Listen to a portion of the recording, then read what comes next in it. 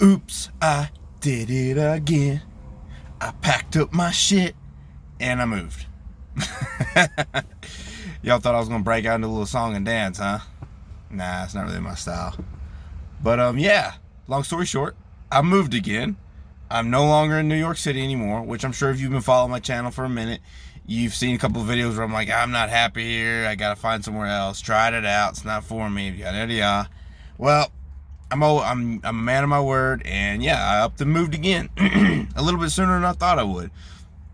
I didn't think I'd leave the New York City area until like August or September, but I threw my resume out there, kind of did some digging, made some phone calls, and sure enough, I had something come up a lot sooner than I thought. So yeah, I am now in Colorado, somewhere outside Denver. Not gonna say exactly where, but I'm fairly close to Denver. And yeah, so today's topic I was wanting to talk about is, I hear this advice being thrown out there a lot, and people will throw it at me, and it's sort of like an old school kind of mentality advice. People keep telling me, like, oh, you really shouldn't be moving around so much, Corey. You're always on the move. You're always going from one place to another. That's not really good. That's not good. It's not good for your resume. And I see the reasoning behind it. I see the logic behind it. The advice they're giving me is, I would not say it's bad. I wouldn't say it's good. I would say it's safe. Now, what do I mean by safe? Well, if you stick to the same old job, you work it for 15, 20, 25 years, you save your money up, you have a good 401k, and if you're lucky, you have a pension, yada yada yada, which we all know in government and politics these days, pensions are going away. And if you're a pessimist, you would say, oh, we're totally fucked when we get old. If you're optimistic, you say, oh, everybody's gonna be taken care of. But usually the truth lies somewhere in the middle. But another story, another day. But yeah, that's safe advice. Now, is it the best advice? I would say no. If you're smart and you go about things in a tactical sort of way, I would say that advice, sticking with the same place, even if you're miserable, stick with it. It's safe advice, but I'd say it's bad advice. The best advice, I would say, is if you're in a place and you're working this job or career, whatever you want to call it, and you've been there for 10, 15, 20 years and you're happy, then why would you leave? No reason to leave. No reason at all. But if you were like me and you were at this one place, and I make up my mind pretty quickly. I give it some time. I mean, hell, I was in the New York City area, either Long Island or New York City itself, for the better part of a year. I was there from August till July. So technically, I was there 11 months, minus like a month and a half when I went and visited family and whatever. But that's neither here nor there. And I decided about into April, beginning of May, yeah, this isn't for me. Several factors that were played into that, and some of it was the work I was doing, some of it was just the area itself, traffic, several factors, mitigating factors. But long story short, it wasn't for me. So I did some digging, and I found a position that I feel is much better suited for me. And technically, I'm making more money. I don't make as much hourly, but I get more per diem, which, if you don't know what per diem is what contractors get paid. It's basically tax-free, and it's basically, it's like an incentive to travel and do your work and so on and so forth. So, again, yeah, there's several mitigating factors with my decision, but yeah, my decision was pretty much final, in April, that, hey, yeah, this isn't for me. So, did some digging around, and every time I up and find another position, I make a little bit more on the hour. So, and this is what happens. So, when people are, step up and they're more inclined to find a different position within a couple of years of working the job, that makes employers, that gives employers more incentive to pay their workers more by the hour or by the salary, however you're getting paid, salary, hourly. Salary isn't for me. I tried that one once too. Fuck that. But another story, another day. So with that being said, that advice of sticking with the same place only works if you're happy there. But if you're not, don't feel guilty about putting in that note. Put in a notice now. Don't burn a bridge. But don't feel guilty about putting in that notice saying, hey, yeah, this ain't for me. Here's my notice. I'll be gone in 2 weeks. I personally like to give 3 weeks or even 4-week notice. And believe it or not, I've been burned for giving notices. They just up and go, well, you just go ahead and leave. All right, cool. I'm out of a job for 2 weeks. All right, fuck you, jackass. But it's always good to put in a good notice, so you don't burn any bridges. I haven't burned any bridges yet, unless somebody pisses me off and I say, well, up and quit. Then that's another story. But yeah, I want to dismantle that piece of it, because I hear that all the time, and it kind of annoys the shit out of me, because if I'd stuck with that advice, I'd be miserable, at least at work. I'd be miserable working a job somewhere, and I probably wouldn't have gotten to experience all the things I've gotten to experience. Like, I've seen a lot of this country, and it's pretty cool, I'm not even 30 years old yet, and I've seen a lot of things that most people talk about and dream about doing, And it's fucking awesome. And it's weird. The older I get, the more I appreciate it, the more I sit back and think on it, and I smile more and more as the years go by. I smile more and more thinking about the memories of me traveling and seeing all these different places. And I go, wow, yeah, I did that shit. Fuck yeah, I did that. I seen this. I did that. Been there, done that. Bought the t-shirt, And it's pretty damn cool to sit back and be proud of your travels, And if I'd have listened to that advice, that wouldn't have happened for me. And you can do this with any job, even if you're in corporate America, you work a couple of years and you're not happy with your where you're living at or the job, put in a notice. Well, don't find a job first, then put in a notice. That's what I did. I found a job first and then I put in a notice, and that makes employers, it gives them more incentive to pay their workers more, And we can get to the whole politics, Republican versus Democrat of, that's hurting the economy, bullshit. Things have been, stagnant for years for the common man, the common woman in the workplace. But it's another story, another day. Yeah, don't be afraid to up and leave a situation if you ain't happy with it. And is Colorado going to be my forever spot? Too early to tell. I don't think so. But I'm definitely, I feel a lot more at peace here than I was in New York City. It just wasn't for me. Is it a bad place? No. People talk shit about the streets and people, it's nasty, this and that. I mean, there's pros and cons to everywhere. And that's what you need to do in this life. Think critically about the pros and cons.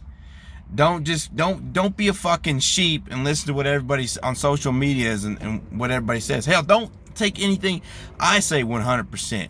Do your research. Research scholarly articles, not some bullshit Wikipedia. No, do cross-reference several different scholarly articles and studies by scientists and people who have a certain degree of professionalism in their career when it comes to ascertaining knowledge. Don't just take my word for it, right? Hell, I encourage you to Google what I'm saying right now and cross-reference several articles about what happens when you up and change different jobs if you do it the right way, So, pretty bright out here. But yeah, and I've come to realize this too, that, okay, for example, New York City, if you're a member of the LGBTQ community, that, as far as the laws that protects its people, I'd say New York City is one of the best. You get out there and you have all these laws that protect you. There's all these services. I had some friends of mine who, I'm not gonna say exactly who, but they unfortunately they had HIV. But there's so many services out there that help people who struggle with that condition. And I forget exactly what it is, but basically there's an organization that helps find homes for people who are struggling with HIV and who are impoverished, particularly people who are in the LGBTQ community. Because New York City understands that community gets heavily hit financially due to oppression and discrimination, and that's a wonderful thing. But here's the con: it is wicked expensive there in New York City. Like, And oh my god, like New York City, it's socially liberated, but it's financially oppressed. Very financially oppressed. If you slip up and you park in a spot and your back bumper is just over in the crosswalk just a little bit, bam, what was it? $110 ticket. Yeah, $110 ticket. I got hit with 100, which I'm not paying. Fuck you. That's bullshit. If you parked and you forgot to move your car for the street sweeper, bam, $65 ticket. Driving over the George Washington Bridge, $10.17 one way, $10.17 another way, $20.34 just going over the bridge. So if you were living in Brooklyn and you worked in Manhattan and you took that bridge every day, you paying $20.34 a day just driving across the bridge. Not to mention the traffic, and not to mention, well, gas prices are pretty comparable for a lot of the country. They're actually cheaper than most. So they actually got a pro there as far as the finances go. Gas prices are actually a little bit cheaper than national average out there. At least last time I was there, which was like 3 weeks ago, whatever. But yeah, so there's pros and cons at every place you live. You could live down in Alabama. I lived down there for several years. You know, hell, technically most of my growing up was down in Alabama. Cost of living down there is super cheap. It's actually below national average. There's some places in Alabama it's like 70% of national average. It's 30% below national average. New York City, I think it was like 2.5 times, 250%. So basically 2.5 times national average. Last time I checked, number's a little off probably, but yeah. Hell, I have a family member down in Alabama that makes, between, I'm not gonna say exactly, but between $60 and $80 an hour, roughly in between there. And that is fucking awesome for the state of Alabama. You go to New York City, that if you were to see what is comparable in New York City, that's like you're making $110, probably like $110 an hour up in New York City, versus Alabama. So the pro of Alabama is if you have a good job down there, you're set. But again, there's not a whole lot of industry. There's a good bit of industry in Alabama, but not a whole lot. So that's part of the reason why, it's cheaper to live down there, because there's not a whole lot of high-paying jobs down there. But if you're in an industry where there's a high-paying job, it's a pro. And also too, the social aspect as far as LGBTQ, very oppressed, probably one of the most oppressed states in the union.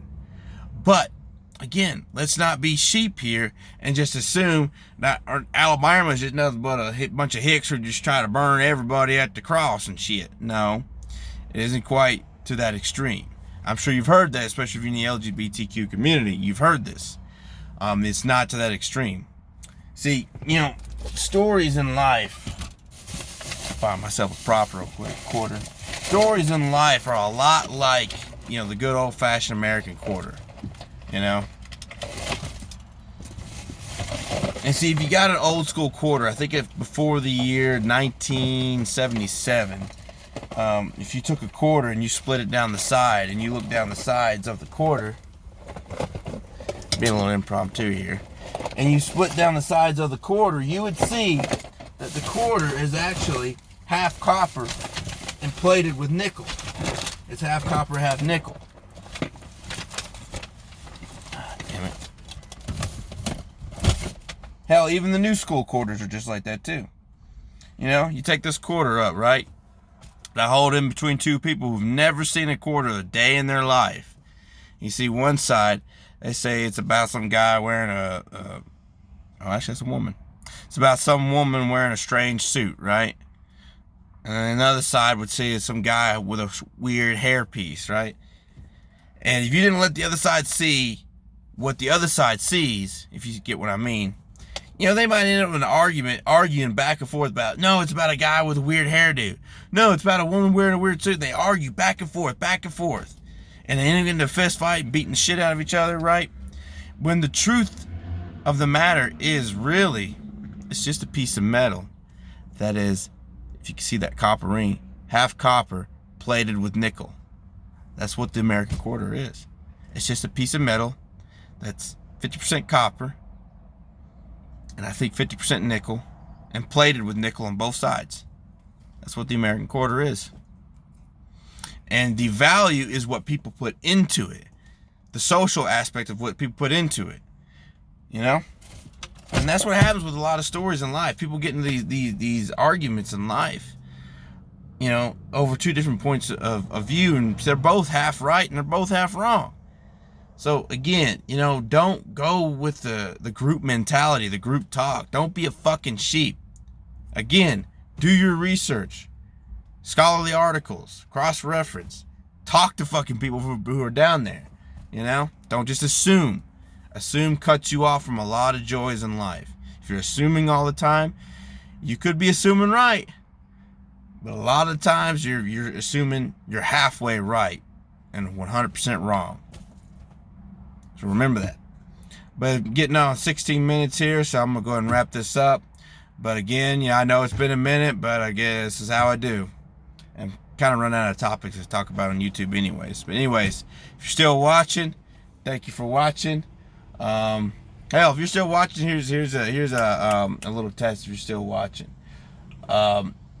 ask me about which town am I closer to. Am I closer to Boulder, Colorado, or Denver? Ask me that, and I will email you. Yeah, email me. I have the email account. Anyways, peace.